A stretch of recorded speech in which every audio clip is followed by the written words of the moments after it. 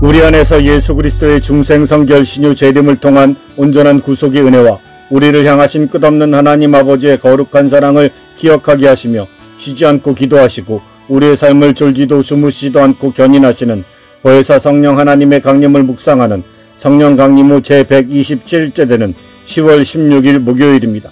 이 시간 보혜사 성령 하나님께서 사도들을 통해 주신 사도신경을 믿음으로 함께 고백하겠습니다. 나는 전능하신 아버지 하나님 천지의 창조주를 믿습니다. 나는 그의 유일하신 아들 우리 주 예수 그리스도를 믿습니다. 그는 성령으로 잉태되어 동정녀 마리아에게서 나시고 본디오 빌라도에게 고난을 받아 십자가에 못 박혀 죽으시고 장사된 지 사흘 만에 죽은 자 가운데서 다시 살아나셨으며 하늘에 오르시어 전능하신 아버지 하나님 우편에 앉아 계시다가 거기로부터 살아있는 자와 죽은 자를 심판하러 오십니다. 나는 성령을 믿으며 거룩한 공교회와 성도의 교제와 죄를 용서받는 것과 몸의 부활과 영생을 믿습니다. 아멘. 성령 강림 후 제127째 되는 10월 16일 목요일 함께 묵상할 하나님의 말씀은 고린도전서 12장 9절 말씀입니다. 다른 사람에게는 같은 성령으로 믿음을, 어떤 사람에게는 한 성령으로 병고치는 은사를. 아멘. 오늘 우리가 고린도전서 12장 9절 말씀을 중심으로 묵상할 제목은 그리스도의 몸을 세우는 신유의 은사입니다. 오늘 우리는 예수께서 약속하시고 보내주신 보혜사 성령이 우리에게 주시는 강력한 능력인 신유의 은사를 중심으로 보혜사 성령의 사역과 능력, 성령의 열매와 성령의 전신갑주와의 연관성을 함께 살펴보고자 합니다. 신유의 은사는 단순한 육체의 치유를 넘어 죄의 결과인 질병과 고통을 주관하는 사탄의 영을 대적하는 그리스도의 왕적인 통치의 구체적이고 현재적인 증거입니다.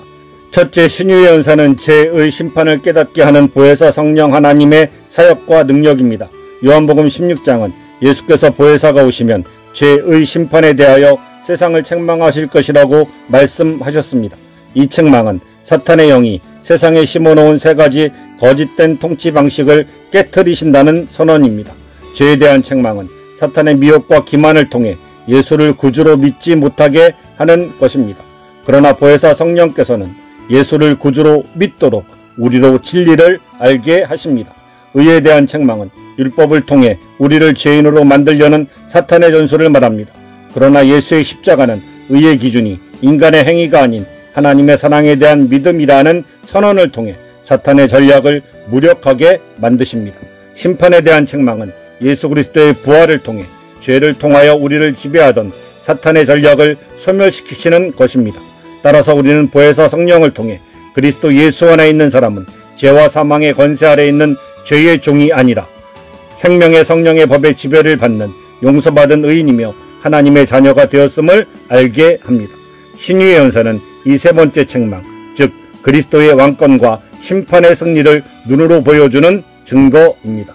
질병은 아담의 타락 이후 사탄의 영이 세상에 가져온 저주와 파괴의 결과입니다. 신유의 은사는 그리스도께서 이미 십자가에서 모든 저주를 짊어지셨고 부활과 승천으로 이 사탄의 영인 세상의 임금을 심판하셨음을 우리의 육체를 통해 선포하는 능력입니다. 한 영혼이 복음을 듣고도 여전히 무거운 질병으로 고통받을 때 그의 영혼뿐 아니라 육체까지 치유하는 경험을 통해 사탄의 속박에서 벗어날 수 있습니다. 신유는 죄가 너를 지배하지 못한다. 사망의 권세가 이미 깨졌다라는 하나님의 최종 선언입니다. 신유는 단순히 병을 낫게 하는 행위가 아니라 그리스도의 왕권을 증명하는 사역입니다. 둘째, 성령의 열매는 신유의 은사를 담는 그릇으로 은사를 받은 사람의 성결의 중요성을 보여줍니다. 신유의 은사가 강력한 능력일지라도 그 은사를 사용하는 사람의 영적 상태가 중요합니다. 성령의 은혜로 깨끗해지고 하나님께 헌신된 성결한 삶은 은사를 담는 그릇이 됩니다. 성령의 열매는 바로 그 그릇의 재질입니다. 우리가 신유를 통해 강력한 능력을 경험할 때 사탄은 우리의 마음에 교만을 심습니다. 그러나 사랑, 희락, 화평과 같은 성령의 열매는 이 은사가 우리의 것이 아님을 끊임없이 상기시켜 줍니다. 이런 성령의 열매를 통하여 얻게 되어진 겸손은 은사를 자기 자랑으로 오용하려는 사탄의 계계로부터 우리를 지켜줍니다. 또한 놀라운 이적이 즉시 일어나지 않고 병이 즉시 낫지 않을 때 사탄은 우리에게 조급함과 불신을 주입합니다. 하지만 오래 참음, 자비, 양선이라는 성령의 열매는 능력을 과시하거나 인내 없이 성급하게 사용하는 것을 방지하며 하나님의 선하신 때를 잠잠히 기다리게 합니다. 마지막으로 치유사역의 결과로 영광의 통로가 되어 사람들의 천사가 쏟아질 때 사탄은 그 영광을 가로채도록 우리를 유혹합니다.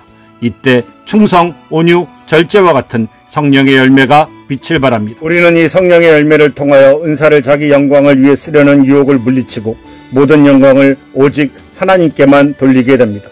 우리가 신유의 은사를 사모하되 먼저 성결의 영을 따라 성령의 열매를 맺을 때 그 능력은 사탄의 영을 대적하는 참된 사랑의 도구가 될 것입니다.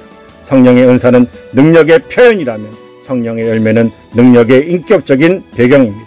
셋째, 하나님의 전신갑주는 그리스도의 성결한 신부로서 재림을 준비하는 성도의 모습을 보여줍니다. 우리가 신유를 포함한 모든 사역을 수행하는 것은 궁극적으로 사탄의 관계를 대적하고 재림을 준비하는 영적 전쟁입니다.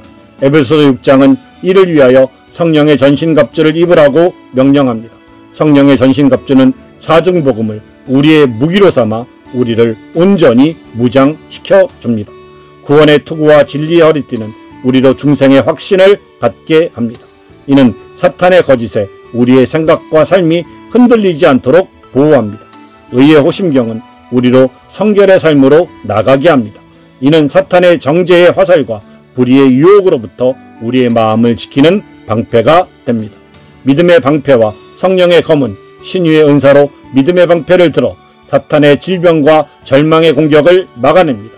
또한 성령의 검, 곧 하나님의 말씀은 신유의 능력을 선포하여 사탄의 권세를 파괴합니다.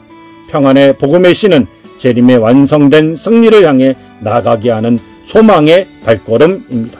이 신은 우리가 어느 곳에 가든지 승리의 확신을 심어주고 영적 전쟁을 끝까지 완수하게 합니다. 따라서 우리는 신유의 은사를 통해 사탄의 왕권을 무너뜨리신 그리스도의 승리를 선포하며 성령의 열매로 그 능력을 겸손히 담아내는 성결한 삶을 소망하며 살아야 합니다. 우리에게 주신 은혜를 기억하며 오늘의 기도를 이 시간 함께 드리겠습니다.